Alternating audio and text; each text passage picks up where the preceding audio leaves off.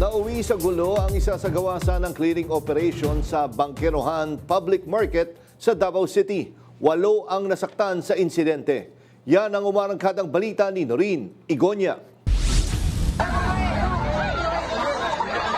Magsasagawa na sana ng clearing operations ang truck na ito ng Ancillary Service Unit ng Davao City LGU sa mga iligal na nagbibenta sa Bangkerohan Public Market, Bangkerohan, Davao City, umaga nitong Miyerkules, Abril 29, nang harangin ng isang babaeng nanggagalaiti. Sa isa pang video, makikitang pinagtulungang bugbugin ng mga vendors ang isang miyembro ng ASU hanggang sa matumba ang biktima.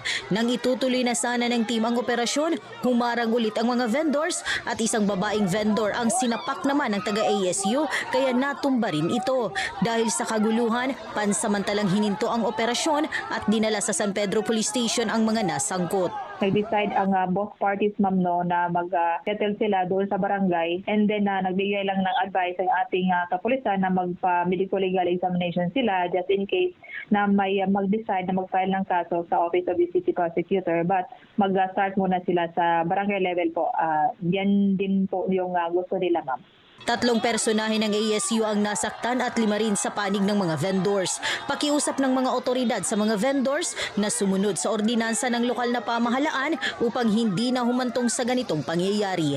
Mula dito sa Davao City, Noreen Igonia ng PRTV News, nagseserbisyo para sa Pilipino.